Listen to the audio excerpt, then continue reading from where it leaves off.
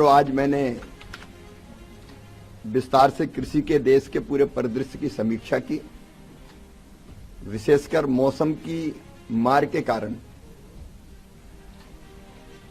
कई राज्यों में असमय वृष्टि, ऐसे समय जब फसल पक के तैयार है और न केवल बारिश हुई बल्कि कई जगह ओलावृष्टि भी हुई है, जिसके कारण फसलों को नुकसान पहुंचा है।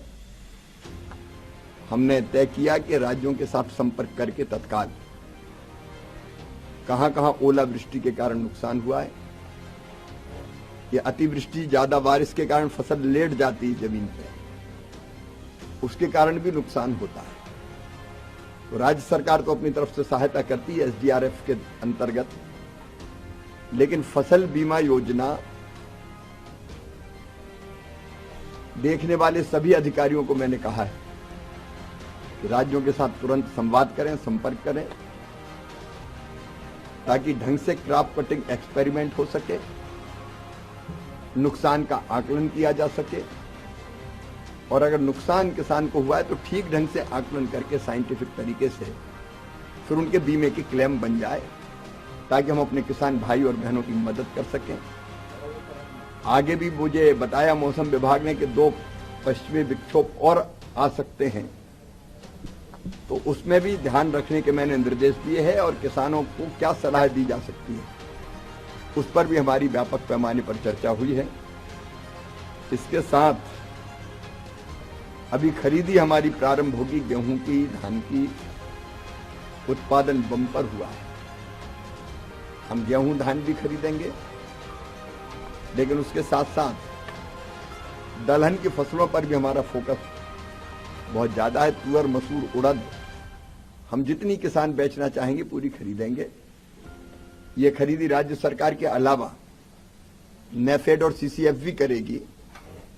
तो हमने निर्देश दिए कि ठीक से किसानों से खरीदी हो जाए, ताकि वो अपने उत्पाद को मिनिमम सपोर्ट प्राइस के नीचे बिकने पर ढंग से बेच पाए। इसके निर्देश भी हमने दिए। उत्पादन अभी भी बम्पर आ रहा है रबी की फसल का। हमारे पास गेहूं की, धान की, चावल की कोई कमी नहीं है। हमने ये तय किया है इसलिए कि उत्पादन तो हम बढ़ाएंगे ही, लेकिन क्वांटिटी के साथ साथ क्वालिटी भी कैसे इंप्रूव करें, क्योंकि अगर गेहूं अच्छा होता है मध्य प्रदेश का सरवती जैसे, तो 4000 रुपया से ज्यादा उसके रेट मिलते हैं। तो बेहतर रेट के लिए केवल एमएसपी क्यों, एमएसपी से और ऊपर कैसे बिक सकता है। फोर्टिफाइड किस्में, उनके रेट ज्यादा मिल सकते हैं, और बेहतर किस्में रेट ज्यादा मिल सकते हैं।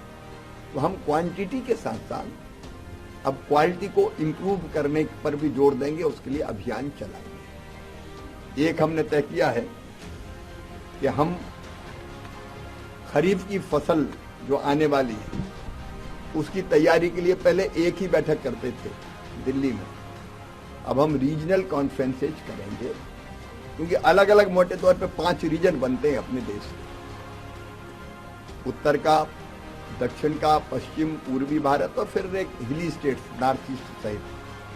तो 5 जोन में हमने उनको बांटा है, और अलग अलग जोन में अभी 3 रीजनल कॉन्फ्रेंस हमने तय की है। 7 अप्रैल को जयपुर में हमारी एक रीजनल कॉन्फ्रेंस होगी, 7 अप्रैल को, 17 अप्रैल को होगी लखनऊ में, 24 अप्रैल को होगी उड़ीसा में। ये 3 अभी तय की है, 2 की तिथियां अभी तय होनी है।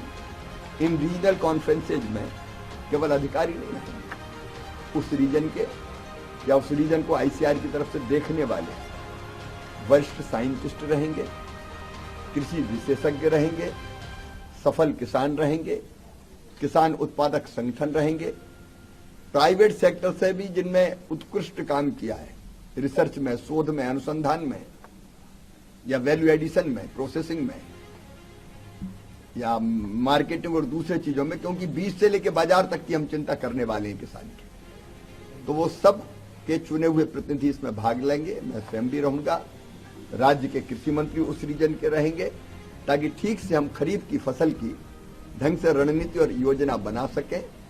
और एक और हमने फैसला किया है कि हर फसल का हम रोड मैप बनाएंगे रोड मैप फसल का भी बनाएंगे हम और राज्य का भी रोड मैप बनाएंगे कृषि का। फसलों में अभी जैसे पिछले दिनों हमने सोयाबीन पर चर्चा कर ली थी, मक्के पर चर्चा कर ली थी रोड मैप बनाने के लिए। अभी 4-5 फसलों पे हमने चर्चा कर ली। पिछले दिनों में नारियल पर चर्चा करने गया था दक्षिण भारत। ये अलग अलग जो हमारी फसल है, फसलवार रोड मैप, इसका मतलब ये है कि उत्पादन कैसे बढ़े, क्वालिटी बेहतर कैसे मिले, रोगों का मुकाबला कैसे कर पाएं। अगर प्लांटिंग मटेरियल चाहिए, जैसे नारियल में नए बाग लगाना, तो क्लीन प्लांट कैसे मिले, इस पर विस्तार से बात करके उस फसल का रोड मैप हम बनाएंगे। एक फसलवार रोड मैप और एक राज्यवार रोड मैप, उस पर भी हम ठीक ढंग से काम कर रहे हैं। अपने किसानों की सेवा बेहतर से बेहतर कर सके और किसानों के माध्यम से देश के उत्पादन को बढ़ाते हुए अन्न, फल, सब्जियों के भंडार भर सकें, उस काम में निरंतर लगे हुए हैं। धन्यवाद।